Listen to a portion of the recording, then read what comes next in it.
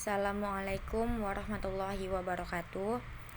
Saya Amelia Ananda Putri dengan NIM 2002-12029 dari mahasiswa Prodi Pendidikan Teknologi Informasi mata kuliah Micro Teaching. Di sini saya akan mempresentasikan materi yang berjudul Sejarah Komputer. Pertama-tama kita masuk pada pengenalan komputer. Komputer merupakan sekumpulan alat elektronik yang bekerja sama untuk menerima, mengolah, dan menampilkan data kepada pengguna. Komputer pertama kali ditemukan pada tahun 1822 oleh seorang matematikawan dan ilmuwan dari Inggris bernama Charles Babbage. Jadi, bentuk maupun fitur komputer yang saat ini kita gunakan pasti jauh berbeda dengan komputer zaman dulu. Perkembangannya dari pertama masuk pasar hingga sekarang dibagi menjadi 5 generasi.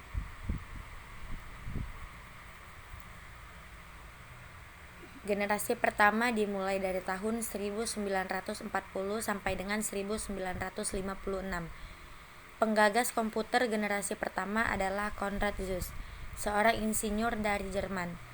Komputer ini memanfaatkan tabung hampa udara untuk sirkuit dan drum magnetik sebagai memori.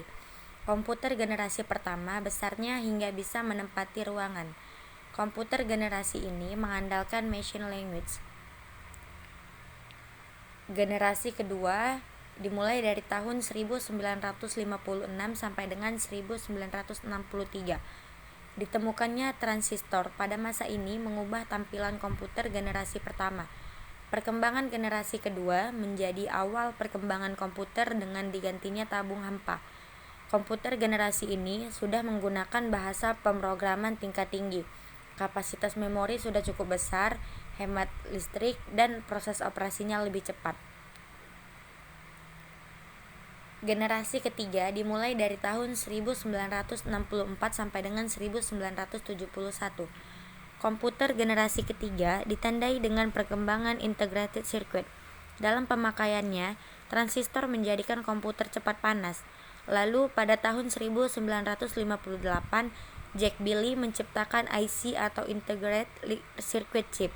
IC ini adalah kepingan kecil yang dapat menampung berbagai komponen menjadi satu. Jadi, komputer generasi ketiga memiliki ukuran lebih kecil, cepat, dan murah.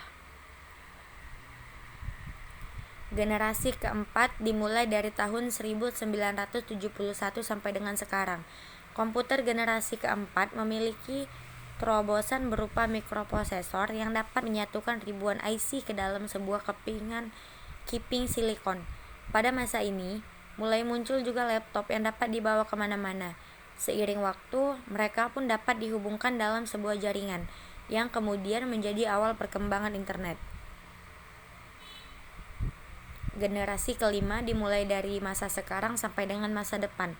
Komputer generasi kelima ditandai dengan adanya LSI atau Large Scale Integration, di mana ribuan mikroprosesor dapat dipadatkan dalam sebuah mikroprosesor. Komputer ini juga ditandai dengan kemunculan semikonduktor. Penggunaan nanoteknologi dan komputer kuantum juga akan merubah penampilan komputer yang kita kenal sebelumnya.